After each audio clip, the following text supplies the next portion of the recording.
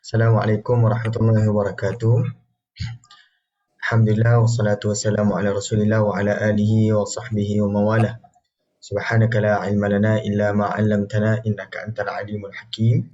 Wala haula wala quwwata illa billahil aliyyil azim. Qala rabbi shrah li sadri wa yassir li amri wahlul 'uqdatam min lisani yafqahu qawli, amma ba'd. Alhamdulillah, pertama dan selamanya kita panjatkan kesyukuran kepada Allah Subhanahu wa taala atas inayah dan taufiknya dapat kita bertemu pada petang ini untuk kita lanjutkan perbincangan berkenaan dengan keindahan bahasa Al-Quranul Karim. Jadi pada petang ini insya-Allah tuan-puan boleh dapatkan nota dalam ruangan komen ataupun ruangan chat. Ada disediakan link untuk masuk ke Google Drive. Di situ ada bahan nota. Ataupun tuan-puan boleh juga perhatikan dalam ruangan komen ya, insya-Allah. Jadi ini notanya pun tak berat sangat hari ni. Saya cuba tulis dalam bentuk tulisan, cuma saya tak sempat, maka saya buat dalam bentuk slide sahaja ya. Okey, tajuk kita pada petang ini adalah berkenaan dengan ta'awurul mufradat. Ta'awur ini silih ganti al-mufradat kalimah. Kalimah yang diganti-ganti ataupun pertukaran kalimah dalam Al-Quran Karim ya. Pertukaran ini bukanlah dalam bentuk yang tidak sengaja. Ia adalah pertukaran yang bentuk sengaja. Dan kisahnya adalah kisah yang lebih kurang, kisah yang sama. Jadi itu yang bakal tuan-puan kita akan sama-sama bincangkan pada petang ini ya. Okey. Jadi untuk contoh yang pertama tuan-puan berkenaan dengan ta'awurul mufradat ni, tuan-puan akan dapati beberapa kisah dalam Al-Quran babak yang sama tetapi diguna pakai kalimah yang berbeza kan. Jadi Al-Quran menggunakan kalimah yang berbeza pada satu ayat, sesebuah ayat, kemudian dalam masa yang sama sesebuah ayat yang lain digunakan kalimah yang lain, sedangkan kisahnya adalah kisah yang sama. Contohnya tuan-puan perhatikan dalam surah Al-Baqarah ayat yang ke-60, firman Allah, fanfajarat minhu ithnata asyrata aina. Fanfajarat maksudnya maka terpancuklah air itu daripada tongkat tersebut tu, ataupun daripada batu tersebut terpancuklah 12 mata air. Jadi digunakan kalimah fanfajarat. Ya, kalimah fanfajarat. Okey. Tapi jika kita bandingkan dengan kisah yang sama, babak yang sama tetapi dalam surah yang berbeza. Ya. Jadi dalam surah yang sama, babak yang sama, dalam surah yang berbeza, babak yang sama, tetapi kalimah pun berbeza. Contohnya anda perhatikan kalimah fambajasat. Fambajasat ni dekat sini adalah maksudnya terpancarlah daripadanya 12 mata air. Jadi dekat sini dalam terjemahan ni, kalau saya mungkin sebab saya lemah bahasa Melayu, saya tidak jelas apa beza terpancut dengan terpancar. Tetapi yang jelasnya, dalam bahasa Arab ada beza fam fajarat dan fam bajasat. Fam fajarat ini merujuk kepada air yang lebih banyak. Manakala fam bajasat ini adalah airnya tak sebanyak macam fam fajarat. Maka petang ini kita akan cuba bincangkan contoh yang pertama dahulu, insya-Allah. Kemudian jika diizinkan masa, kita akan teruskan lagi dengan kalimah selanjutnya.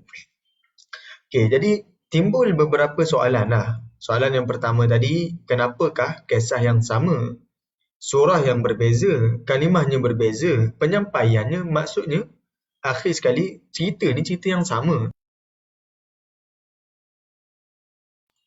Akhirnya matlamat daripada ayat ni, akhirnya kita dapat bahawa Allah nak maklumkan daripada tongkat Nabi Musa AS bila dicampakkan kepada batu, maka keluarnya air. Jadi itu yang kita dapat daripada keseluruhan ayat ini. Cerita yang sama tetapi digunakan kalimah yang berbeza. Kalau saya katakan tadi fam fajarat merujuk kepada air yang banyak. Fam bajasat airnya tak sebanyak macam fam fajarat. Ya. Okey, di sini timbul soalan yang kedua. Soalan yang kedua, mana satu yang betul? Sebenarnya muncul air daripada batu tersebut tu air yang banyak ke air yang sedikit? Itu soalan yang kedua boleh timbul. Maka kalau kita katakan yang betulnya adalah air yang banyak, bukannya air yang sikit, kenapa Al-Quran menggunakan juga kalimah fam bajasat? Tidakkah ini salah satu bentuk pertembungan ataupun percanggahan dalam ayat Al-Quran? Jadi macam mana kita nak jawab? Maka petang ini kita akan sebutkan perkara yang berlaku ini, kita lihat pada perspektif yang berbeza. Kisah yang sama, air yang dimaksudkan dekat sini, Al-Baqarah airnya banyak, Al-A'raf airnya sedikit. Tetapi macam mana boleh bertembung dua kalimah pada satu kisah yang sama? Jadi kita katakan ini adalah sudut yang berbeza. Kalau kita katakan pada peringkat awal, air yang keluar tu lebih banyak. Air yang keluar tu banyak. Kan? Kemudian lama kelamaan, air tu makin sedikit air yang keluar. Jadi, barangkali yang dibentangkan dalam surah Al-Baqarah ini pada peringkat awal, air keluar. Kemudian Al-A'raf adalah pada peringkat yang hujung, air keluar. Air masih lagi keluar, tapi air keluar tu tak sebanyak macam pada peringkat awal, air keluar. Jadi kita katakan ni bukanlah satu bentuk percanggahan. Kedua-dua ini memang berlaku. Air yang banyak pun berlaku, air yang sedikit pun berlaku. Cuma sudut yang berbeza. Sudut yang mana, maksudnya peringkat manakah yang berlaku dahulu. Itu yang kita bakal, maksudnya kefahaman awal kita berkenaan dengan topik ataupun bentuk yang sebegini. Okay.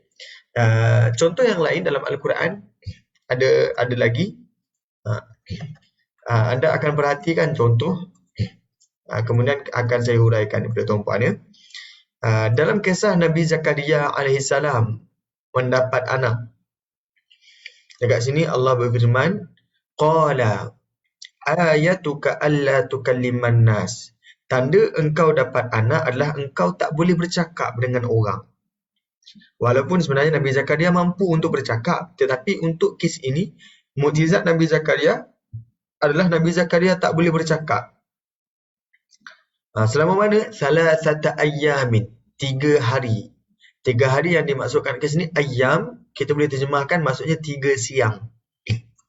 Tetapi dalam masa yang sama, kisah yang sama, babak yang sama, tapi surah yang berbeza. Sebagai contoh dalam surah Maryam, Allah berfirman, ayatuka alla tukalliman nas, tanda engkau dapat anak adalah engkau tak boleh bercakap manusia dengan orang. Ya. Dekat sini, tanda dekat sini boleh jadi, tanda boleh diterjemahkan dengan 2 maksud. Satu, tanda dapat anak. Satu lagi, tanda kemukjizatan. Ya, ayat. Okay. Maksud yang kedua ni, dekat dalam surah Maryam, ayat yang ke-10, disebut salasalayalin, 3 malam. Jadi, adakah 3 malam ni bererti 3 siang? Soalan seterusnya, malam dengan siang, kenapakah kalau dia 3 malam dan 3 siang, kenapa dalam surah Ali Imran digunakan siang, surah Maryam digunakan malam? Ya. Jadi dekat sini kita katakan Al-Quran ada bentuk dan intonasinya dalam menyampaikan bicaranya, ya. Kalau kita kalau tuan-puan pernah belajar Taranum pun, dalam Taranum pun memang kita ada walaupun dalam maqam yang sama, contoh maqam Jaharkah. Maqam Jaharkah boleh dibaca dengan intonasi ataupun nada yang gembira. Dalam masa sama, maqam yang sama juga Jaharkah, tapi boleh kita menzahirkan bacaan tersebut dengan nada yang sedih. Walaupun satu maqam yang sama, kan? Maqam Hijaz boleh baca dengan nada yang sedih, nada yang menggerunkan, walaupun dengan satu maqam yang sama. Itu contoh dalam bentuk taranum. Dalam bahasanya pula, pemilihan bahasa Al-Quran pun sama. Walaupun ceritanya sama, tetapi penyampaian ataupun persembahan ayat itu, kalimah-kalimah pemilihannya, menunjukkan intonasi bagi ayat tersebut. Jadi apakah rahsia ataupun hikmah di sebalik penentuan kalimah ini? Bakal kita bincangkan pada petang ini, ya. Okey, contoh lagi yang tuan-puan kita akan bincangkan pada petang ini juga, kalau diberi keizinan oleh Allah, adalah kalimah At-Tur. Peristiwa di mana Allah angkat gunung ataupun bukit. Jadi mana satu, bukit ataupun gunung, nanti kita akan bincangkan. Gunung ataupun bukit untuk dihempakkan di atas Bani Israel. Sampai tahap itu Allah nak beri kekuatan ataupun beri perjanjian kepada Bani Israel supaya Bani Israel akhirnya mengaku, menerima ajaran yang dibawa oleh Nabi Musa AS dalam surah Al-Baqarah dan surah An-Nisa. Ada kalanya Allah gunakan kalimah bukit ataupun gunung tersebut digunakan dengan kalimah At-Tur. At-Tur dalam surah Al-Baqarah, An-Nisa dalam surah Al-Baqarah. Tetapi dalam masa yang sama, dalam surah Al-A'raf, itu yang sama, babak yang sama, surahnya berbeza, digunakan Al-Jabal. Bukit juga. Jadi mana satu yang betul? Bukit ke gunung? Kalau tadi At-Tur maksudnya bukit, Al-Jabal maksudnya gunung. Mana satu betul? Bukit ke gunung? Jadi dekat sini kita katakan ini bukanlah satu bentuk percanggahan dalam Al-Quran. Cuma ini adalah salah satu persembahan ataupun penyampaian Al-Quran yang mana ada maqam ataupun ada konteks yang disampaikan melalui pemilihan kalimah tersebut. Jadi insya-Allah kita berkenalan dahulu dengan contoh yang pertama, tuan-puan, ya. Contoh yang pertama untuk makluman tuan-puan, firman Allah, wa idistasqa Musa. Dan ingatlah ketika Nabi Musa memohon untuk diberikan air liqaumihi, untuk kaum dia. Faqulna, maka kami katakan, idrib, pukullah bi'asakal hajar, dengan tongkat engkau wahai Musa al-hajar, batu itu. Okay. Kita bandingkan dengan surah Al-A'raf ayat yang ke-160. Firman Allah, wa qatta'nahum ithnatay asyrata asbatan umama. Dan kami pecahkan mereka kepada 12 kumpulan asbat, umama, umat, kumpulan, ya. Jadi Bani Israel dipecahkan kepada 12 asbab dan 12 umat, ya, 12 kumpulan. Kemudian berbeza dengan ayat sebelumnya dalam surah Al-Baqarah, wa idistasqa Musa, Musa yang minta kepada Allah untuk kaum dia. Tetapi dekat sini dalam surah Al-A'raf, wa awhayna ila Musa, dan kami beri wahyu kepada Nabi Musa, idistasqahu qaumuhu, apabila kaum Nabi Musa minta kepada Nabi Musa untuk mohon air. Jadi ada beza, dekat atas ini Nabi Musa yang minta turunnya air. Untuk surah Al-A'raf, kaum Nabi Musa yang minta untuk diturunkan air. Maka anidrib bi'asakal hajar, Allah berfirman memberikan wahyu kepada Nabi Musa, pukullah dengan tongkat engkau al-hajar, batu tersebut. Di sini Perbahasan pertama yang kita boleh huraikan adalah pemilihan kalimah wa idhistasqa Musa. Kalau kita belajar bahasa Arab, Musa ini adalah fa'il, pelaku bagi kalimah istisqa. Istisqa ni apa maksud dia? Istisqa ni, kalau tuan-puan pernah belajar fiqh kan, ada salat istisqa. Salat untuk kita minta turunnya air. Jadi istisqa ni adalah meminta untuk turunnya air. Yang minta untuk dalam surah Al-Baqarah, Nabi Musa ini fa'ilnya.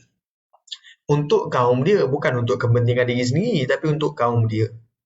Okay. Untuk dalam surah Al-A'raf, Allah sebutkan, idhistasqahu qaumuhu. Kaum Nabi Musa minta kepada Nabi Musa untuk diturunkan air. Jadi, fa'ilnya adalah kaum dia, kaum Nabi Musa. Nak kenal macam mana ini fa'il? Kita perhatikan hujung kalimah baris depan, qaumuhu. Inilah fa'ilnya, pelaku. Untuk Musa, hujungnya tak boleh menerima baris.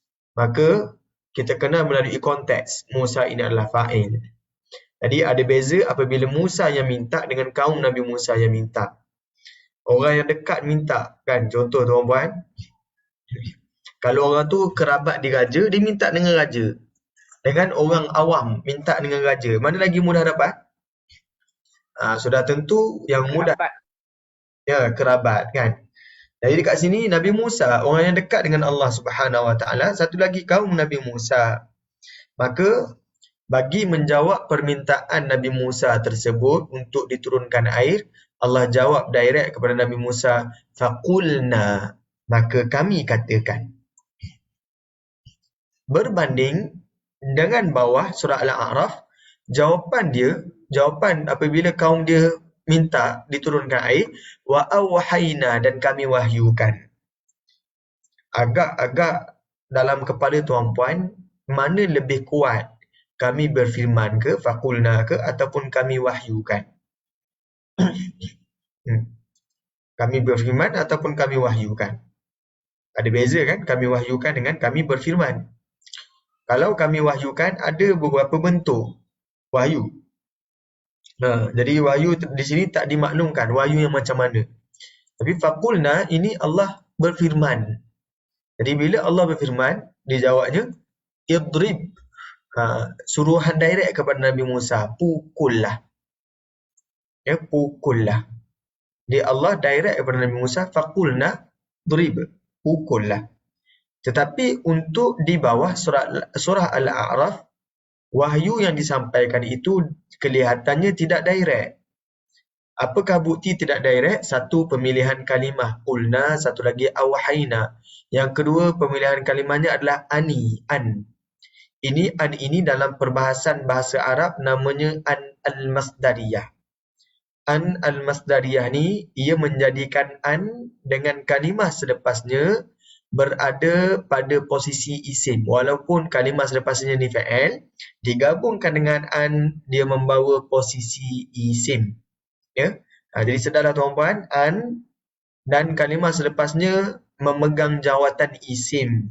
Jadi ia bukan direct. Iaitu kami wahyukan kepada Nabi Musa untuk pukul. Dekat sini kami berfirman pukullah. Dekat sini untuk pukullah. Dia ada kalimah yang tidak direct. Iaitu an al-masdariyah. Saya tuliskan kepada tuan-puan. Macam mana nak eja an al-masdariyah ni? An al-masdariyah ni an al-masdariyah. Ia menjadikan an dan isim kalimah selepasnya memegang jawatan isim. Contoh tuan-tuan ya. Kalau contoh saya tunjukkan kepada tuan-tuan. Cari papan putih sedikit.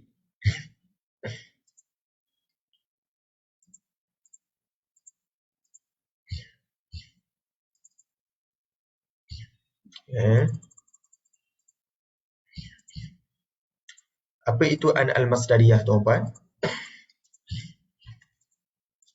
Okay, dalam bahasa Arab kita boleh buat contoh a'jabani Ini contoh kalimah bahasa Arab ya. An tahdura.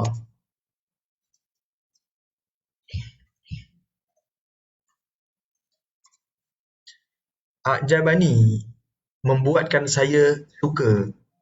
An tahdura, awak hadir. Awak hadir membuatkan saya suka. Suka ya.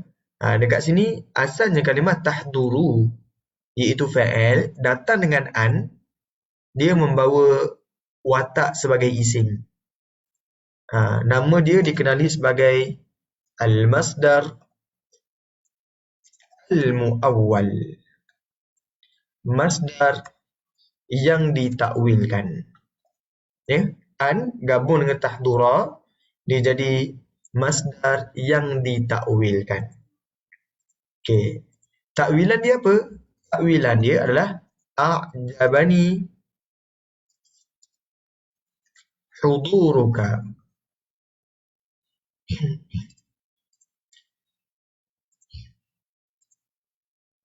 Okey, a'jabani huduruka. Kehadiran awak adalah menggembirakan saya. Jadi ada beza a'jabani an tahdur, satu lagi a'jabani huduruka. Secara bahasa, secara konteks, maksudnya sama. Kehadiran awak menyebabkan saya suka. Bawah ni a'jabani huduruka, kehadiran awak menggembirakan saya. Bezanya apa? Bezanya yang atas ini dia berkait dengan masa. Yang bawah ini tidak berkait dengan masa. Okey, baik. Bila saya sebutkan anidrib dengan idrib. Idrib ini suruhan perintah yang berbentuk direct secara langsung. Tetapi beza dengan anidrib. Ini adalah al-masdariyah. Ya. Idrib iaitu ini adalah fa'il amad yang digabungkan dengan al-masdariyah, dia akan jadi sebagai al-masdar al-muawwal, masdar yang ditakwilkan. Masdar yang ditakwilkan. Okey, masdar yang ditakwilkan ini dia akan jadi takdir dia apa? Takwilan dia apa? Darbuka. Jadi kat sini wa auhayna ila Musa darbuka. Kami wahyukan kepada Musa pemukulan engkau. Pemukulan engkau bi'asakal hajar, menggunakan tongkat kepada al-hajar, kepada batu. Jadi dekat sini anidrib ini adalah masdar muawwal. Perintah ini perintah yang tidak langsung, tidak direct. Berbanding idrib ini sifatnya lebih direct. Okey, adakah ini bermakna kisahnya tak sama? Bermakna Allah wahyukan kepada Nabi Musa yang bawah tu secara tidak direct, tapi yang atas ini secara direct. Faqul nadrib bi'asakal hajar. Tidak, ini adalah cerita yang sama, cuma cara penyampaiannya tu berbeza. Bila cara penyampaiannya berbeza, kita dapat intonasi daripada pemilihan kalimah. Pertama, bila Allah pilih kalimah Nabi Musa yang memohon air. Ini salah satu bentuk kemuliaan kepada Bani Israel. Nabi mereka yang minta pada Allah untuk kepentingan Bani Israel sendiri. Ini surah Al-Baqarah bercerita tentang nikmat yang Allah kurniakan kepada Bani Israel. Berbanding dalam surah Al-A'raf, kaum mereka sendiri yang kena turun padang untuk minta pertolongan dengan Allah Subhanahu Wa Taala, dan Nabi Musa pula dijadikan sebagai perantara untuk memastikan mereka dapat apa yang mereka mahukan. Dekat sini anidrib bi'asakal hajar. Pada surah Al-A'raf ceritanya lebih kepada Bani Israel ini daripada dimuliakan, tapi Al-A'raf intonasinya ataupun persembahannya Bani Israel adalah kaum yang tidak mendapat kemuliaan daripada Allah pada surah Al-A'raf. Jadi ada beza. Kemudian dikaitkan dengan tema surah sebenarnya tuan-tuan ya. Tema surah Al-Baqarah sendiri memandang mulia sifat Bani Israel itu, tapi dalam surah Al-A'raf mengkritik ataupun menempelak perangai Bani Israel. Maka sebab itu dipilih kalimah anidrib bi'asakal hajar. Okey, baik. Kita teruskan lagi perbincangan. Perbincangan selanjutnya adalah fangfajarat. Ayat dalam surah Al-Baqarah merujuk kepada fangfajarat, terpancut. Air tersebut terpancut. Minhu, daripada batu tersebut, isnata asyrata 12 aina mata air. Berbanding dalam surah Al-A'raf ayat yang ke-160, Allah cerita dahulu Allah pecahkan mereka kepada 12 kelompok. Nampak tak? Bila Allah ceritakan Allah pecahkan mereka pada 12 kelompok, menunjukkan mereka ada bentuk yang tidak ada keserasian antara mereka sehingga terpecahnya kepada 12 kelompok. Kemudian air yang diberikan kepada mereka fambajasat, terpancar. Saya tak pasti dalam bahasa Melayu mana lebih banyak, terpancut ataupun terpancar. Tetapi kalau dalam bahasa Arab, famfajarat ini sifatnya adalah lebih banyak daripada fambajasat. Ya? Sifatnya adalah lebih banyak daripada fambajasat. Maka oleh kerana surah Al-Baqarah konteksnya memuliakan Bani Israel, maka didatangkan dalam bentuk air yang lebih banyak berbanding dalam surah Al-A'raf. Mereka dikritik dan ditempelak perangai Bani Israel dalam surah Al-A'raf, maka didatangkan dengan kalimah fambajasat. Perhatikan, pemilihan kalimah telah pun menentukan bahawa apakah intonasi ataupun bentuk penyampaian ayat tersebut, ya. Okey, kemudian kita perhatikan lagi qad alima kullu unasim mashrabahum dalam surah Al-Baqarah. Sesungguhnya tiap-tiap orang itu, iaitu tiap-tiap satu puak, telah mengetahui mashrabahum, minuman mereka. Dan ini, bentuk yang ini juga ada pada surah Al-A'raf. Qad alima kullu unasim mashrabahum. Cuma yang berbezanya surah Al-A'raf dan surah Al-Baqarah ada bahagian ini tu. Mana? Ada bahagian kulu washrabu min rizqillah. Makanlah dan minumlah daripada rezeki Allah. Anda perhatikan dalam surah Al-A'raf yang ada kulu min tayyibati ma razaqnakum. Ini rezeki yang dihalalkan untuk mereka makan, yang diperintahkan oleh Allah, kulu, makanlah, min tayyibati ma razaqnakum, daripada apa-apa yang baik sahaja daripada apa yang kami rezekikan kepada kamu. Ini menunjukkan ada satu bentuk pantang larang, walaupun ada keharusan untuk makan, tapi makanan yang diharuskan ada pantang larangnya, iaitu sifatnya tayyibat. Okey, tapi pada surah Al-Baqarah tidak dinyatakan bentuk pantang larang tu. Yang dinyatakan keharusan untuk makan, bukan makan saja, washrabu, minum. Jadi dalam surah Al-A'raf tidak dinyatakan untuk minum, hanya dinyatakan melalui kalimah mashrabahum. Jadi di sini anda perhatikan pemilihan kalimah daripada kulu washrabu min rizqillah, makan, minum daripada apa sahaja rezeki Allah, berbanding dalam surah Al-A'raf, makanlah rezeki yang kami kurniakan, pantang larangnya sifatnya mesti tayyibat, mesti yang baik. Jadi menunjukkan dalam surah Al-Baqarah sifatnya adalah lebih mulia berbanding dalam surah Al-A'raf. Ini menunjukkan isyarat kepada tempelak Allah Subhanahu Wa Taala kepada Bani Israel, walaupun kisahnya sama. Okay, kemudian anda perhatikan lagi, wala ta'thaw fil ardi mufsidin, dan janganlah kamu merebakkan bencana kerosakan di muka bumi. Okey, dekat sini ayat yang ke-160 Allah sebut wama zalamuna. Tidaklah mereka menzalimi kami. Maksudnya Allah sifatkan mereka dengan sifat zalim. Tidak dinyatakan dalam ayat yang ke-60 surah Al-Baqarah, walakin kanu anfusahum yadhlimun. Akan tetapi mereka menzalimi diri mereka sendiri. Jadi anda perhatikan dalam bentuk surah Al-Baqarah sendiri telah menyebutkan bentuk yang mana dalam surah Al-A'raf ada sifat kezaliman pada Bani Israel. Okey. Kemudian sebenarnya ayat ini untuk makluman tuan-puan, dia ada sambungan dia. Iaitu pada ayat berikutnya, ayat yang ke-58 dalam surah Al-Baqarah, ya. Saya tunjukkan kepada tuan-puan supaya tuan-puan nampak lebih jelas apakah perbezaan antara surah penyampaian dalam surah Al-Baqarah dan dalam surah Al-A'raf, ya. Okay, anda perhatikan dekat sini.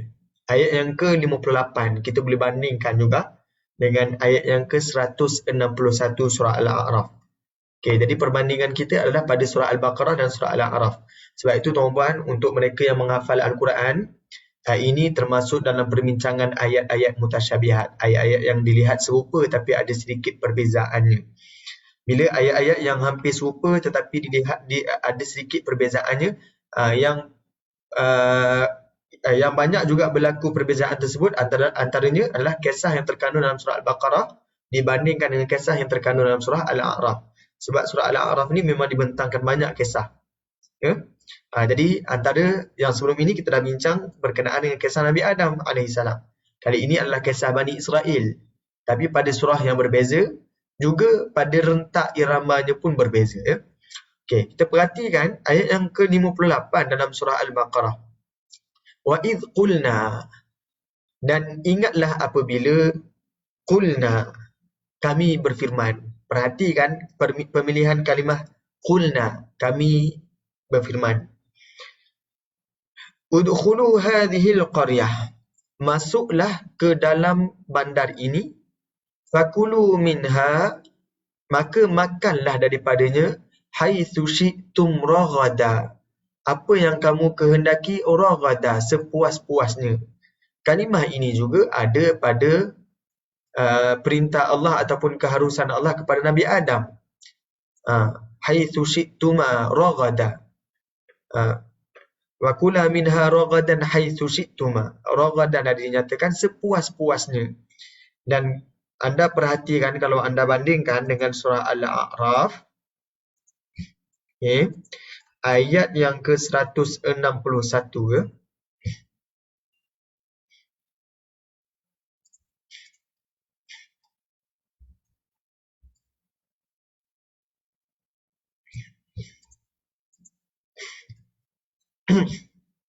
Cerita yang sama juga disebut wa idh qila lahum, dan ingatlah ketika qila, dikatakan, lahum, kepada mereka.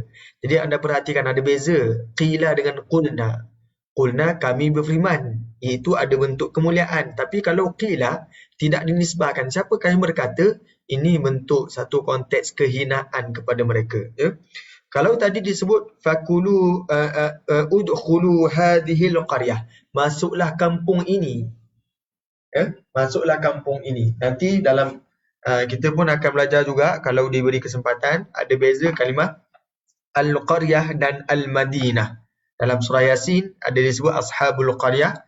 Kemudian bila datangnya lelaki yang beriman, rajulun yas'a, disebut waja'a min aqsal madinah, dia tak sebut waja'a min aqsal qaryah. Jadi kalimah al-qaryah dan al-madinah juga ada kesan kepada makna. Okey. Jadi kat sini uskunu, tinggallah hadhil qaryah, di kampung ini ataupun bandar ini. Jadi perhatikan kalimahnya adalah uskunu, kalau tadi udkhulu, masuklah. Okey, kemudian dekat sini wakulu minha haitsu syi'tum, dan makanlah daripada bandar ini haitsu syi'tum, apa sahaja yang kamu kehendaki. Kalau yang tadi dia ada kalimah raghada, fakulu minha haitsu syi'tum raghada. Beza dekat mana? Satu dekat waw. Kalau tadi ini udkhulu, tadi qulna ya. Untuk surah Al-Baqarah qulna, kami berfirman. Dekat sini qila, dikatakan. Kemudian uskunu dalam surah Al-Baqarah udkhulu, masuklah. Okey. Uskunu, tinggallah. Ada beza tinggallah dengan masuklah. Bayangkan tuan-puan, kalau dalam surah Al-Baqarah tadi masuklah kemudian makan. Bandingkan dengan tinggallah dan makan. Apa maksud tinggallah? Tinggallah ini dia tak serta-merta. Dia kena tinggal dulu dekat kampung baru boleh makan apa yang kamu kehendaki. Isyaratnya. Tapi kalau daripada surah Al-Baqarah tadi, masuklah fakulu, kemudian makan. Maka tak perlu tunggu lama, boleh terus makan. Kalau secara bahasa. Walaupun ceritanya sama, tapi dekat sini menunjukkan kemuliaan yang digambarkan daripada surah Al-Baqarah lebih jelas berbanding pada surah Al-A'raf. Ya? Wa qulu hittatun, naghfir lakum khatayakum. Itu dalam surah Al-Baqarah dekat sini. Wa qulu hittatun. Kemudian naghfir kat belakang. Wadkhulul baba sujada. Wa qulu hittatun, dan kami dan berkatalah. Wa qulu hittatun. Tuhan kami gugurkanlah. Wadkhulul baba sujada, dan masuklah pintu sujada dalam keadaan sujud. Naghfir lakum khati'atikum, nescaya kami akan ampuni untuk kamu khati'atikum, dosa-dosa kamu. Perhatikan pemilihannya kalimah khati'at. Ini adalah jamak muannas salim. Jamak muannas salim, jamak yang salim ni selalunya ia merujuk kepada bilangan yang tak banyak. Maksudnya jamaknya adalah jamak qillah. Berbanding satu lagi disebut dengan bentuk khatayakum, jamak kasrah. Kesalahan-kesalahan yang banyak. Maka kita perhatikan dalam surah Al-Baqarah, ceritanya adalah lebih tampak kemuliaan Bani Israel berbanding dalam surah Al-A'raf. Hanya dengan beberapa huruf saja, perbezaan yang sedikit saja. Ya. Kemudian dalam surah Al-Baqarah disebut wasanazidul muhsinin. Dalam surah Al-A'raf tidak ada waw kat depan. Waw ni pun dah memberi gambaran betapa cerita yang dipaparkan dalam surah Al-Baqarah menunjukkan kemuliaan. Kenapa? Sanazidul muhsinin, seolah-olah kami akan tambahkan kepada orang-orang yang baik. Jadi ini boleh jadi inilah yang kami tambahkan. Iaitu yang dinyatakan, duduk dalam bandar ni, makan apa yang kamu suka, kemudian katakanlah hittah, nescaya kami akan ampunkan dosa kamu. Wadkhulul baba sujada, masuklah dalam rumah, dalam pintu secara bersujud. Barangkali inilah yang dimaksudkan dengan kemuliaan yang Allah sebut sanazidul muhsinin. Tapi kalau sebut wasanazidul muhsinin, itu adalah perkara yang berbeza. Kami akan tambahkan lagi. Kami akan tambahkan lagi balasan bagi orang yang buat kebaikan. Maksudnya benda tu benda yang di luar benda yang disebutkan dalam ayat. Kalau tambah waw. Ya. Ibaratnya beginilah. Dia accident, dia terlanggar basikal. Contoh. Satu lagi, dia accident dan dia terlanggar basikal. Ada beza kan? Tambah dan je. Dia accident, dia terlanggar basikal. Maksud dekat sini boleh jadi dia terlanggar basikal tu adalah perkara yang dia accident tadi. Dia accident kerana terlanggar basikal. Satu lagi, dia accident dan dia terlanggar basikal. Ada beza dan dekat sini menunjukkan ia adalah dua perkara yang berbeza. Kalau tidak ada dan, ia barangkali perkara yang sama. Jadi mudah-mudahan jelas berkenaan dengan apa yang disebutkan dalam kisah ni. Okay. Kemudian nak tahu mana satu lagi dalam surah Al-A'raf, dalam surah Al-Baqarah dia ceritakan tentang kemuliaan, tuan-puan. Jadi tuan-puan perhatikan dalam surah Al-Baqarah memang Allah nyatakan ya, memang Allah nyatakan dekat sini. Ayat yang ke-47. Ayat yang ke-47 Allah berfirman, Ya Bani Israel, wahai Bani Israel, uzkuru ni'mati, ingatlah nikmatku, allati an'amtu alaikum, yang aku kurniakan kepada kamu, wa anni faddaltukum, dan sesungguhnya aku lebihkan kamu, alal alamin. Kalimah faddaltukum ni menunjukkan ayat ini ayat kemuliaan kepada Bani Israel. Kemudian dekat sini, uzkuru ni'mati allati an'amtu alaikum, Allah bagi nikmat ni pun satu bentuk kenikmatan dan kemuliaan kepada Bani Israel. Dan begitulah penyampaian surah Al-Baqarah. Allah nyatakan beberapa nikmat yang Allah berikan kepada Bani Israel, tetapi di penghujung kisah Bani Israel dalam surah Al-Baqarah adalah mereka tewas dengan kenikmatan tersebut. Akhirnya mereka juga tidak beriman sepenuhnya. Ya. Kemudian Allah datangkanlah kisah Nabi Ibrahim AS sebagai contoh khalifah yang cemerlang. Ini adalah contoh khalifah yang gagal. Bani Israel beri nikmat macam-macam, tetapi mereka tidak pernah serik melakukan dosa. Kemudian Allah pun tidak serik menerima taubat mereka, tetapi mereka terus mengulangi dosa-dosa tersebut. Jadi perihal dalam surah Al-Baqarah lebih menceritakan tentang kemuliaan manusia. Mudah-mudahan jelas ya tuan-puan. Ada soalan sebelum saya teruskan dengan contoh berikutnya? Kalau ada tambahan silakan ya. Okey. Contoh yang kedua tuan-puan adalah berkenaan dengan kisah Nabi Zakaria alaihissalam mendapat anak. Jadi dekat sini ada beberapa magika yang Allah sampaikan daripada kisah Nabi Zakaria alaihissalam. Firman Allah daripada surah Ali Imran ayat yang ke-41. Qala, kata Nabi Zakaria alaihissalam, Rabbi ja'alli ayah. Tuhanku, jadikanlah untukku ayah. Ayah dekat sini, tanda boleh jadi ada dua maksud. Ayah yang pertama, tanda yang menunjukkan isteri Nabi Zakaria telah mengandung. Boleh jadi juga ayah dengan maksud tanda kemukjizatan. Sebab mukjizat dalam bahasa Al-Quran disebutkan sebagai ayah, ya, ataupun bayyinah. Qala, Nabi Zakaria, Allah Subhanahu wa taala berfirman, ayatuka alla tukalliman nas. Tanda kemukjizatan engkau ataupun tanda isteri engkau mengandung, alla tukalliman nas, engkau tidak boleh bercakap kepada manusia salasata ayyamin, selama 3 hari, illa ramza, melainkan isyarat. Wadhkur, dan berzikirlah, rabbaka, Tuhanmu, kathira, banyak-banyak. Wasabbih, dan bertasbihlah, bil ashiyyi, pada waktu malam, wal ibkar, pada waktu pagi. Al ashyi dekat sini maksudnya bermula daripada waktu bil ashiyyi. Al ashyi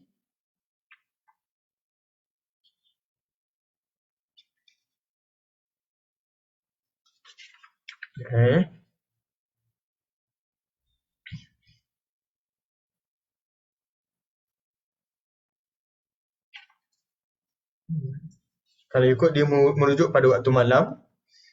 Tapi kalau kita sebutkan definisi al-ashi ni maksud apa?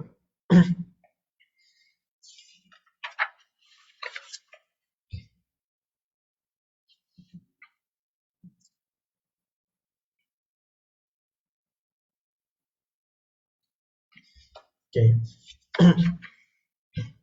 Al-ashi ni adalah selepas waktu zuhur sampailah terbenamnya matahari sampai waktu maghrib. Itu al-ashi. Tetapi satu lagi bukrah, al-ibkar ni adalah daripada subuh sampailah waktu waktu tegaknya matahari, ya. Itu al-ibkar. Jadi ni waktu pagi al-ibkar, al-ashi ni waktu petang ataupun malam, ya, al-ashi. Jadi soalan dia bila sebut 3 hari kemudian disebut bil ashi wal ibkar, sebut petang dulu baru pagi, ya. Berbanding satu lagi dalam surah Maryam, cerita yang sama, babak yang sama tetapi surah yang berbeza. Penyampaiannya pun kita lihat agak berbeza. Qala rabbi ja'alli ayah. Cerita yang masih sama dalam surah Ali Imran dengan kalimah yang sama. Dia berkata, Rabbi Tuhanku, ij'al, jadikan li untukku ayah, tanda. Kemudian qala ayatuka alla tukalliman nas. Sampai sini pun masih lagi sama dengan ayat yang atas surah Ali Imran. Ia mula berbeza dengan salasa. Salasa didatangkan dalam bentuk muzakkar, salasa nombor dalam bentuk jantina lelaki. Kemudian layalin, ini jantina perempuan pula, layalin, malam. Jadi malam dikaitkan dengan jantina perempuan, siang dikaitkan dengan jantina lelaki. Iaitu malam dan siang dia ada simboliknya yang tersendiri. Kalau malam simbolik kepada perkara yang tertutup. Kalau siang simbolik kepada perkara yang terserlah. Maka sesuailah pemilihan kalimah dalam bahasa Arab sendiri. Layalin itu berasal daripada lailah ataupun laila, dengan maksudnya malam, sifatnya muannas. Wanita ataupun jantina betina, ia lebih kepada tertutup sifatnya. Layalin, bukan minda tertutup tapi lebih kepada menutupi. Berbanding sifat lelaki jantan, sifatnya lebih terserlah, ayam, ya. Okey, itu satu sudut. Jadi kita boleh beri perhatian kepada kalimah malam dan siang. Siang ni lebih bersifat terserlah, malam lebih bersifat tertutup. Jadi nanti kita nak bincangkan macam mana dalam kisah ni disebutkan layalin, satu lagi ayam, sedangkan ceritanya sama. Jadi perbandingannya kita boleh perhatikan pada kisah Nabi Zakaria daripada surah Maryam dan surah Ali Imran. Tuan-puan boleh bandingkan, insyaAllah. Okay. Kita perhatikan ayat dia. Jadi untuk makluman tuan-puan, kisah ini Allah sebutkan daripada surah Al-Baqarah, daripada surah Ali Imran ayat yang ke-38. Sekejap ya tuan-puan.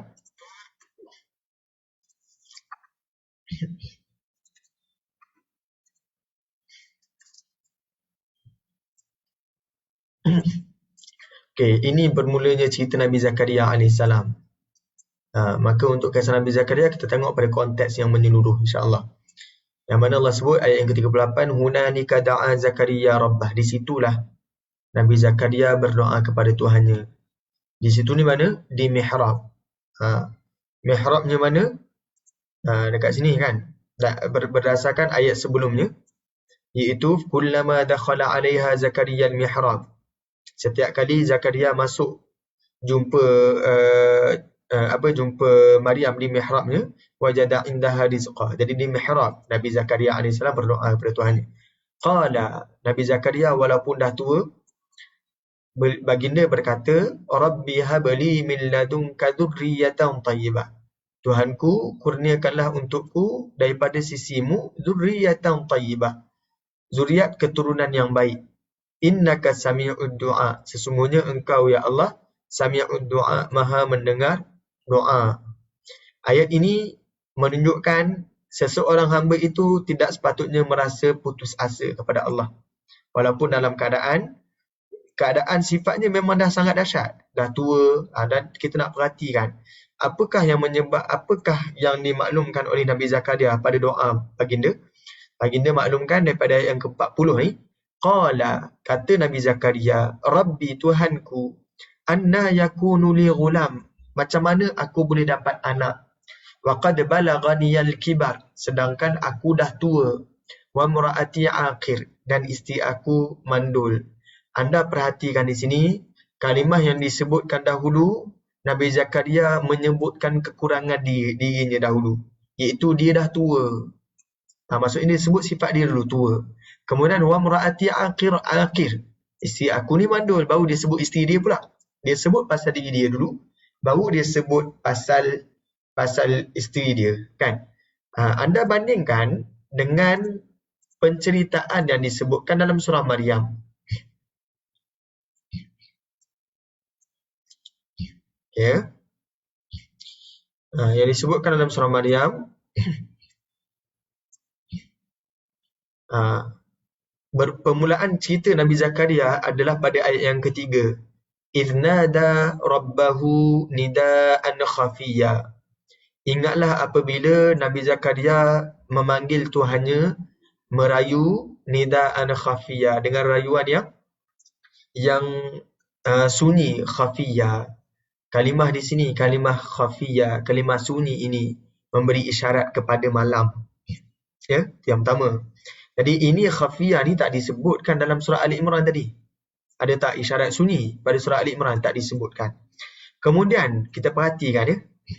Qala rabbi inni, qala, Tuhanku, rabbi inni, sesungguhnya aku, wahanal azmu, telah lemah tulang belulang, minni, belulangku, washta'ala ar-ra'su syaiba, dan rambutku telah pun beruban. Ini menunjukkan Al-Quran sangat mengambil cakna tentang perihal orang yang dah terlalu tua.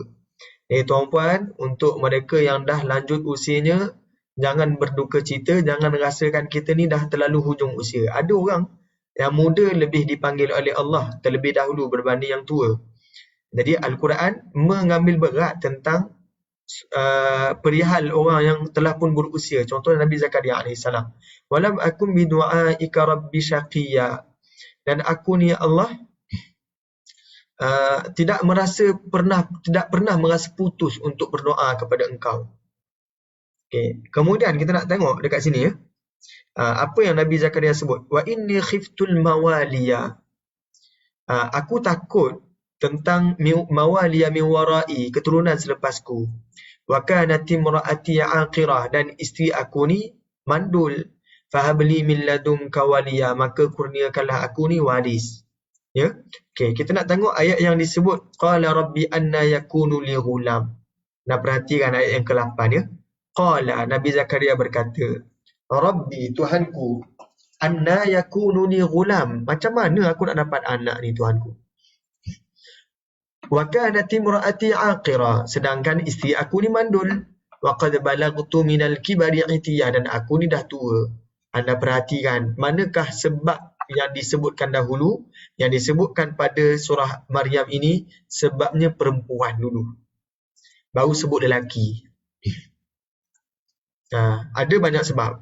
Sebab apa disebutkan perempuan dahulu, baru sebut lelaki? Yang menghalang untuk Nabi Zakaria dia dapat anak adalah dua perkara.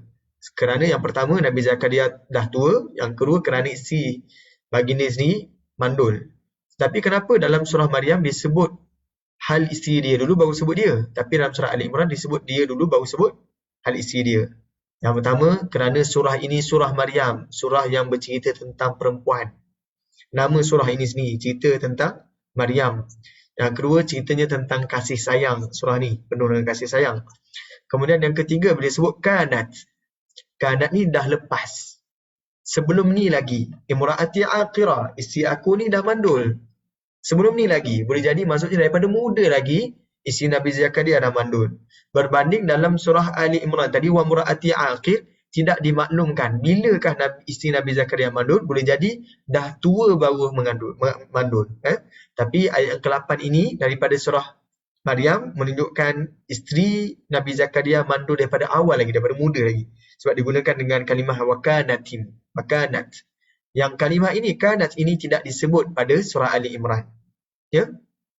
Kemudian, kerana itu jugalah, kerana bercerita tentang wanita terlebih dahulu, maka disebutkan malam. Kerana sifat malam itu adalah menutupi ataupun tertutup. Begitulah sifat wanita adalah tertutup. Jadi dekat sini ada beberapa isyarat yang menunjukkan ia tertutup. Satu, doa Nabi Zakaria sendiri dalam keadaan tertutup, khafiyah. Yang kedua, yang disebutkan isteri baginda alaihissalam juga merujuk pada wanita, kan? Jadi wanita sifatnya adalah sifat tertutup, sesuai dengan itu digunakan malam pada surah Maryam. Okey. Kemudian anda perhatikan juga dalam surah Maryam ini, sebab untuk Nabi Zakaria ni tua digunakan qad balagtu, aku telah sampai. Fa'ilnya adalah tu, aku. Aku ni adalah pelaku. Ya. Okey, jadi aku telah sampai kepada usia yang tua. Aku ni pelaku. Al-kibar ni adalah maf'ul. Ya, walaupun ada harfun jar, tapi maknanya adalah dia adalah maf'ul. Artinya kalau kita buang min tu, waqad balagtul kibara, aku yang sampai kepada waktu tua. Berbanding kalau anda bandingkan dengan surah Ali Imran. Okey. Surah Ali Imran yang disebutkan dekat sini adalah waqad balaghaniyal kibaru, tua yang datang pada aku. Ada beza tak aku datang kepada tua? Satu lagi tua yang datang pada aku. Artinya bila tua datang kepadanya, menunjukkan dia ni aktif. Sifat rujulah, sifat kelelakiannya itu adalah dia aktif. Sehingga dia tak merasa tua yang datang pada dia. Tetapi kalau waqad balagtu minal kibar, aku yang datang pada tua, ini menunjukkan sifat yang pasif. Kita tak sebut kata kerja tuan-puan, kita sebut pelaku. Siapa pelaku, siapa mangsa. Dekat sini tuan-puan nak kenal pada waqad balaghani al-kibaru, di sini pelakunya adalah al-kibar. Yang datang itu adalah tua. Mangsanya siapa, maf'ulnya siapa? Ni, aku. Jadi tua yang datang pada aku. Bila tua datang pada aku menunjukkan Nabi Zakaria adalah orang yang aktif. Sifatnya dekat sini sifat yang aktif. Berbanding satu lagi waqad balagtu minal kibar, aku tunggu waktu tua, aku yang pergi kepada waktu tua. Itu menunjukkan sifat yang pasif. Maka sesuai dengan sifat yang aktif dan pasif. Sifat yang aktif digandingkan dengan ayyam, dengan siang. Sifat yang pasif digandingkan dalam surah Maryam tu digandingkan dengan sifat malam, kalimah malam. Ya. Okey, kita teruskan lagi. Kemudian dekat sini menunjukkan sifat yang aktif lagi adalah disebut wazkur rabbaka katsira, dan berzikirlah mengingati Tuhanmu katsira, sebanyaknya. Anda perhatikan dalam surah Maryam, kalimah zikir tak disebut, ya, melainkan pada sebelum kisah. Maksudnya bukanlah kisah pada kisah Nabi Zakaria, tapi sebelum kisah Nabi Zakaria. Dalam kisah Nabi Zakaria tak disebut tentang zikir tersebut. Okay, kita tengok ya, ayat yang ke-8 tadi. Okay. Waqad balagtu minal kibari atiyah. Kat sini mana? Dekat sini ya. Qala ayatuka alla tukalliman nasa thalatha layalin sawiyah fa kharaja ala qaumihi minal ihrab. Nabi Zakaria keluar kepada kaum dia daripada mihrab. Fa awha ilaihim, dan Nabi Zakaria isyaratkan kepada mereka ansabbihu bukratan wa asyiyah. Ada tak di sini disebut Nabi Zakaria yang berzikir? Tidak. Yang disebut adalah Nabi Zakaria menyuruh kaumnya berzikir, menyuruh kaumnya yang bertasbih. Berbanding yang tadi, anda bandingkan dengan surah Al-Baqarah, Ali Imran, mohon maaf ya.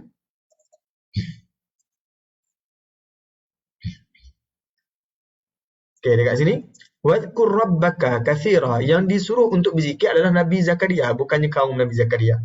Wasabbih, Nabi Zakaria juga yang disuruh untuk bertasbih. Jadi isyarat aktif ini ada pada Nabi Zakaria. Yang tadi Nabi Zakaria yang suruh kaum dia. Ada beza bila Allah suruh Nabi Zakaria dengan satu lagi Nabi Zakaria yang suruh kaum dia. Jadi dekat sini menunjukkan Nabi Zakaria ini sifatnya sifat aktif pada surah Ali Imran, ya. Kemudian kita perhatikan bil asyi, bertasbihnya itu adalah pada waktu malam dulu, lepas tu baru waktu al-ibkar, pada waktu pagi, pada waktu al-asyi, pada waktu malam, kemudian pada waktu pagi. Sebab apa disebut waktu malam dahulu baru waktu pagi? Kerana bila sebut salasata ayyamin, 3 siang, kemudian bertasbihlah bil asyi, pada waktu malam. Selepas siang adalah waktu malam. Kalau disebut wasabbih bil ibkari wal asyi, bertasbihlah pada waktu pagi.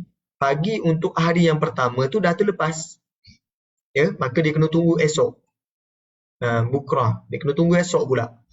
Jadi dia dah terlepas pula lagi sekali malam yang malam ni. Jadi sebab tu selepas siang datangnya malam, maka bil asyi, disebutkan dahulu al asyi. Mungkin saya boleh terjemahkan sebegini ya tuan-puan. Kalau kita sebut sebagai rangka ya. Kalau kita sebut yaum, mula-mula yaum, jamak dia adalah ayyam lah, ya, siang.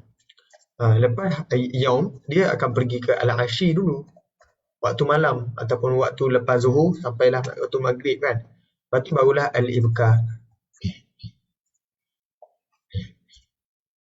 Okay. Kalau bila sebut lailah kan, lailah, jamak dia adalah layalin. Salimin. Okay. Selepas malam dia akan jumpa bukrah ataupun al-ibkar dulu. Al-ibkar ataupun bukrah, benda yang sama ya. Bukrah. Barulah dia sebut asyiyah, barulah malam.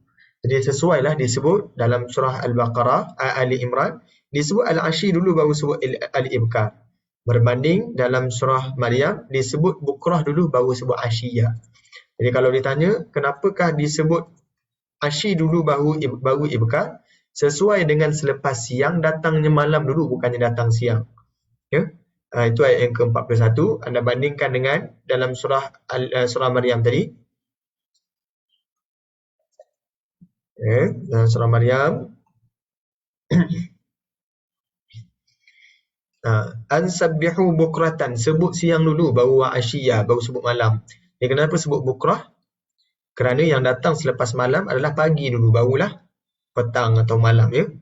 Okey, kemudian perbahasan selanjutnya tadi kita dah sebut beberapa perbahasan. Satu, alasan kenapa Nabi Zakaria tak boleh dapat anak, disebutkan isteri dia dahulu. Yang kedua, kalimah layalin berbanding ayyam. Yang ketiga, kalimah zikir yang tidak disebutkan dalam surah Maryam tapi disebut dalam surah Ali Imran. Yang keempat, mana dahulu, bukrah ke asyiyah. Dan dalam surah Maryam ni yang disebut dekat sini bukan Nabi Zakaria yang bertasbih, tapi Nabi Zakaria suruh kaum dia bertasbih. Okey, bukratan wa asyiyah. Perbahasan selanjutnya adalah tuan-puan boleh perhatikan kalimah bukrah ini datang dalam bentuk tanwin. Kalau tanwin sifatnya adalah tidak diketahui. Ya.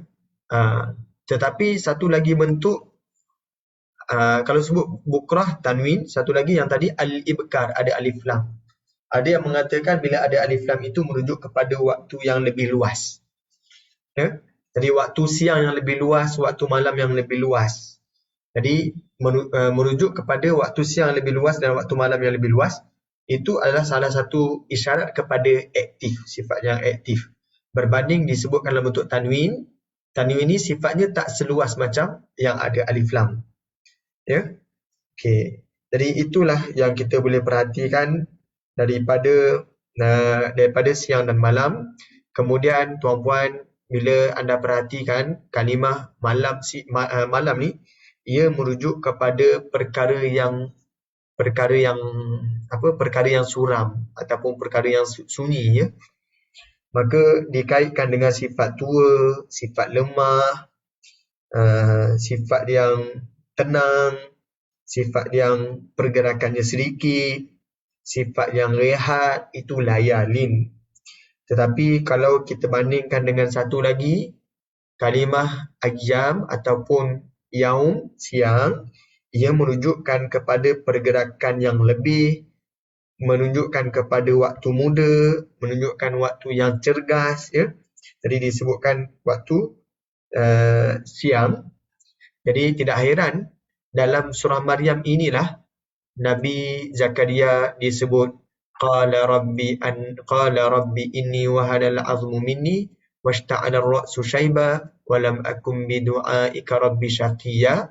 Ini isyarat kepada betapa lemahnya Nabi Zakaria waktu ni. Ya, isyarat lemah, wahana al-'azmu.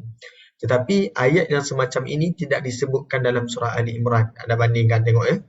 Dalam surah Ali Imran tidak disebutkan tentang lemahnya tulang, kemudian rambut dah beruban, tidak dinyatakan.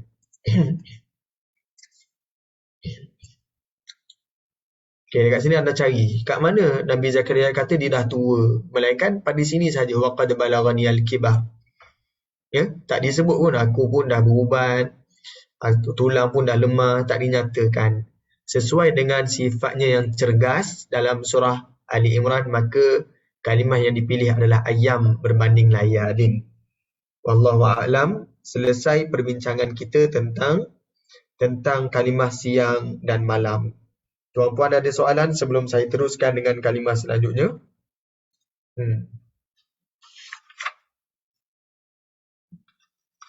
Okay. Ataupun ada luahan? Okay, kalau tidak ada, saya teruskan lagi kepada contoh berikutnya, insyaAllah. Kalau berat, tuan-puan boleh maklumkan, saya cuba ringankan perbahasan, insyaAllah. Kalau ringan, boleh maklumkan, saya cuba beratkan perbincangan, insyaAllah.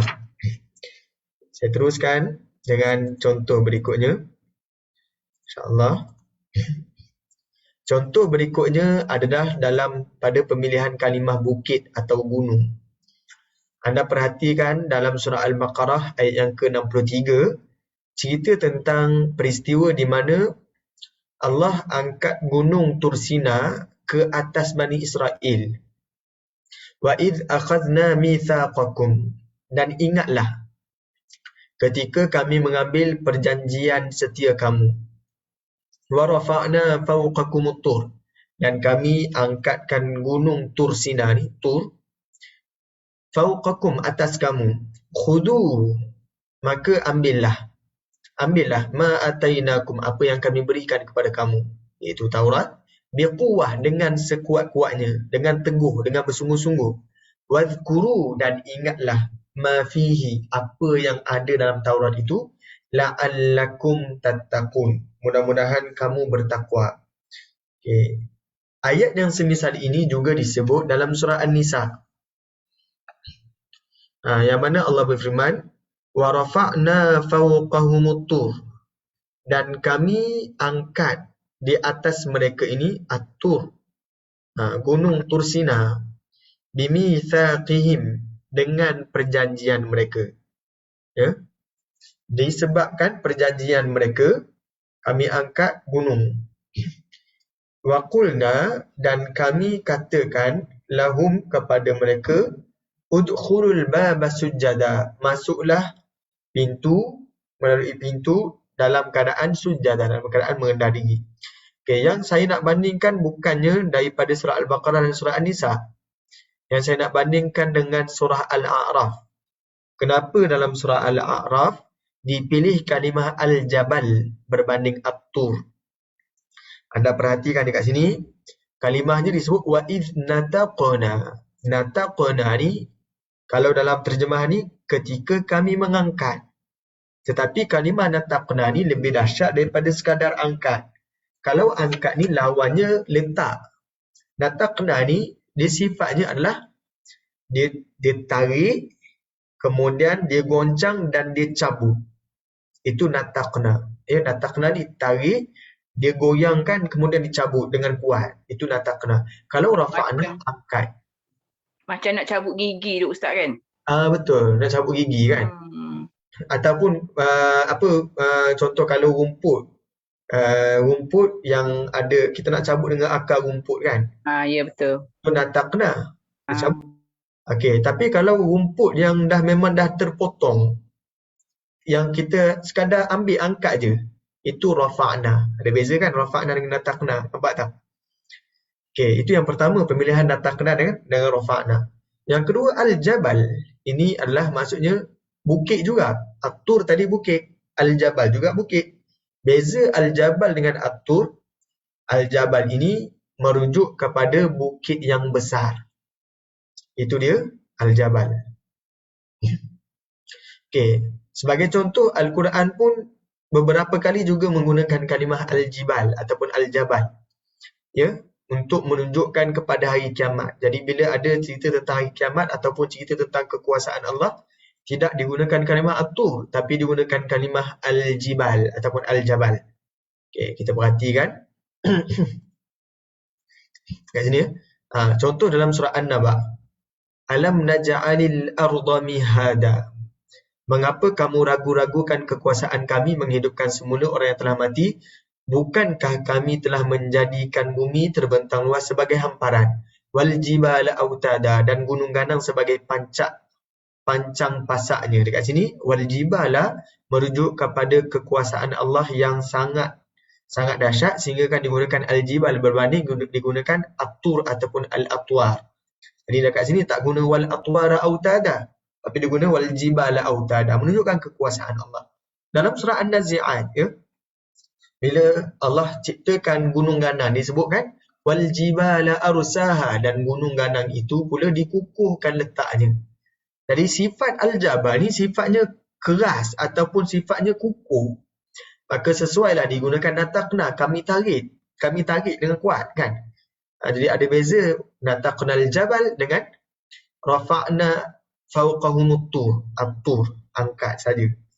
Dengan at-tur, iaitu bukit juga. Jadi al-jibal dengan at-tur, mungkin kalau kita boleh terjemahkan, saya tak pasti sama atau tidak. Al-jabal ni mungkin kita boleh terjemahkan sebagai gunung, at-tur kita terjemahkan sebagai bukit. Wallahu a'lam. Bukit dan gunung ada beza tak tuan-puan? Adakah semua gunung itu bukit? Tidak Ustaz, berbeza. Berbeza ya? Bukit itu kecil. Kan?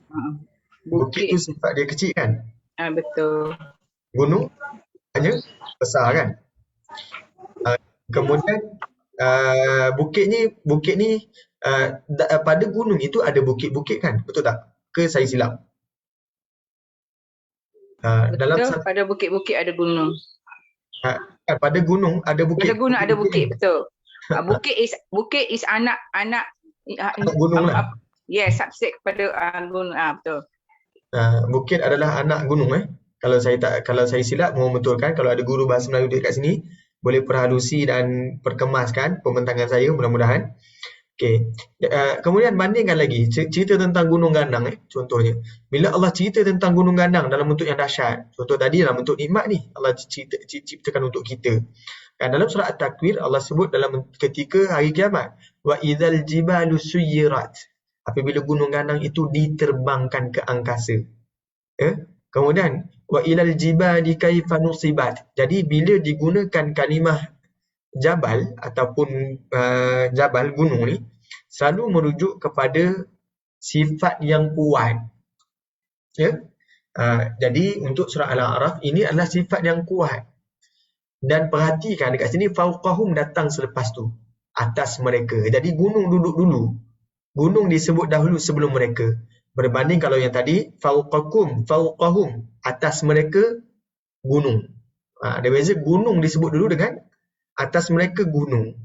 Jadi yang diceritakan dalam surah Al-A'raf tu yang besarnya adalah Al-Jabal, perkara yang dibesarkan. Dia konsep yang disebut dahulu itu yang lebih utama disebutkan ataupun dimaksudkan dalam ayat berbanding yang disebut kemudian.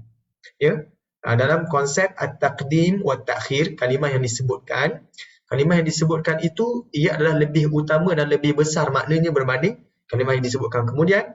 Maka sebab itu disebut Al-Jabal dulu baru fauqahum, menunjukkan ini adalah perkara yang besar. Peristiwa ni. Yang mana Allah sebut ka'annahu dhullatun. Seolah-olah bukit itu jadi dhullah. Jadi macam awan ataupun benda yang menaungi mereka. Ya dhullah.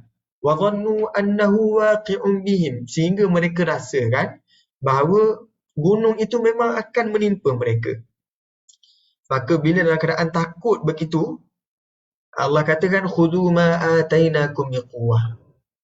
Terimalah apa yang kami berikan kepada kamu dengan sungguh-sungguh.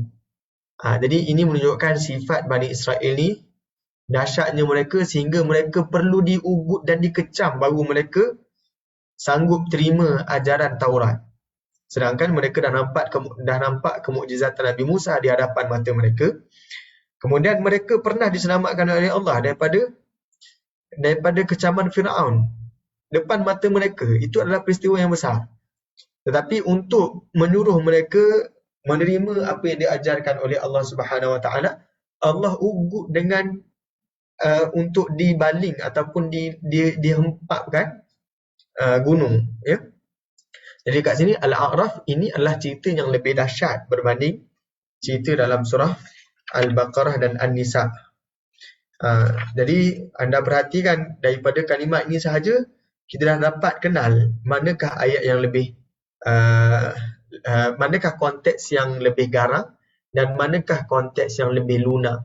Jadi dalam surah Al-Baqarah dan surah An-Nisa ini sifatnya adalah sifat yang lunak, intonasinya intonasi yang lunak berbanding yang surah Al-A'raf ini sifatnya sifat yang garang. Okey, selesai untuk contoh tentang At-Tur dan Al-Jabal.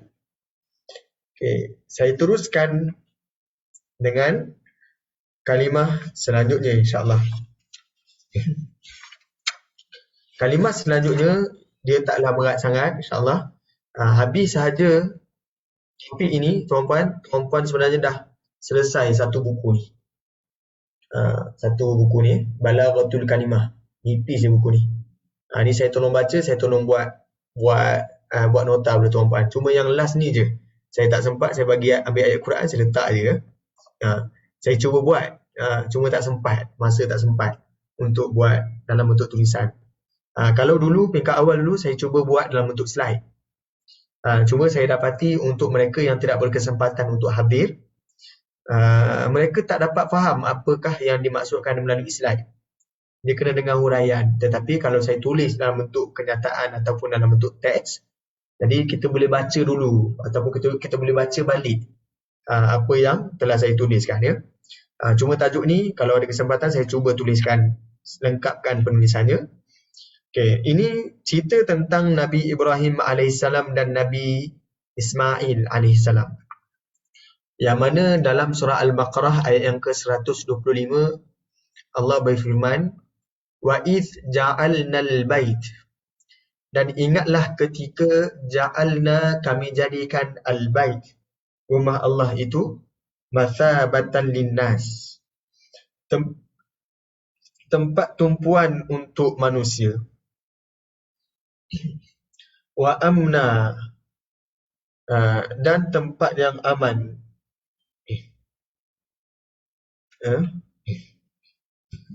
Okey. Kemudian Allah kata wattakhidu min maqami Ibrahim musalla, dan ambillah, jadikanlah maqam Ibrahim itu sebagai tempat solat. Wa ahidna ila Ibrahim wa Ismail, dan kami buat perjanjian kepada Nabi Ibrahim dan Nabi Ismail, an tahira, an ini nampak tak berulang lagi sekali. An ini adalah an al-masdariyah macam tadi. An idrib bi asakal hajar. Tahira, cucikanlah ataupun bersihkanlah, baitiya, rumahku, lit-taifin, untuk orang yang tawaf, wal akifin, untuk orang yang beriktikaf, wal ruk'a, untuk orang yang rukuk, as-sujud, dan sujud. Ya. Okey, bandingkan dengan surah Al-Hajj, firman Allah, wa idz bawwa'na li Ibrahim, dan ingatlah ketika kami tentukan kepada Nabi Ibrahim makanal bait, tempat Baitullah, tempat Kaabah, alla tusyrik bi syai'a, an dekat sini an al-masdariyah macam saya sebutkan tadi. La tusyrik bi syai'a, janganlah kamu mensyirikkan sesuatu pun denganku, wa tahhir baiti lit-taifin, dan bersihkanlah rumahku untuk orang yang tawaf, wal qa'imin, orang-orang yang berdiri, wal ruk'is sujud, dan orang yang rukuk sujud. Dekat sini perbincangan kalimah al-akifin dan al-qa'imin agak rancak dibicarakan. Al-akifin, terjemahan yang pertama adalah orang yang beriktikaf. Ya, al-akifin. Jadi sesuai dengan makna ni, Baitiyah Kaabah ataupun Masjidil Haram, adanya orang yang beriktikaf di masjid. Itu terjemahan yang pertama. Terjemahan yang kedua, al-akifin, adalah maksudnya orang yang tinggal di Mekah dan di sekitar Mekah. Jadi digunakan kalimah al-akifin. Jadi Nabi Ibrahim dan Nabi Ismail buat khidmat bersihkan rumah Allah ni untuk orang yang tinggal di Mekah dan sekitar Mekah. Al-akifin terjemahan yang kedua. Al-qa'imin tadi terjemahan yang pertama, maksudnya berdiri. Maka ada yang mengatakan ini sesuai dengan ruka'is sujud, digandingkan dengan rukuk dan sujud. Semua itu adalah rukuk dan sujud itu, kedua-dua ini adalah apa yang ada dalam solat.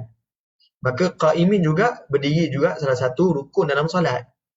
Terjemahan yang kedua wal qa'imin adalah berpegang teguh ataupun melaksanakannya bersungguh-sungguh. Wal qa'imin maksudnya melaksanakan bersungguh-sungguh.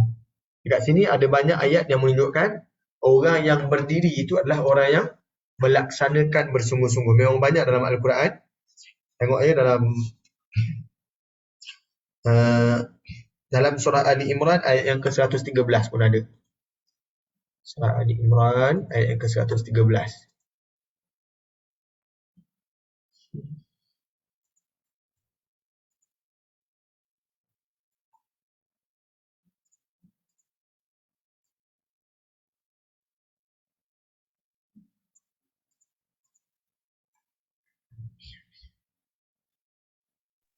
Laisu sawa. Betul, laisu sawa'a. Mereka ni tak sama, Allah kata. Min ahlil kitab, dalam kalangan ahlil kitab, ummatun qa'imah, adanya umat yang berdiri. Dekat sini qa'imah ni adalah qa'imah, tetap berpegang kepada agama Allah yang benar. Tetap ni maksudnya teguh. Berpegang teguh, qa'imah. Jadi gunakan kalimah qa'imah. Jadi tadi wal qa'imin tadi boleh bawa maksud dua maksud. Satu, berdiri ketika solat.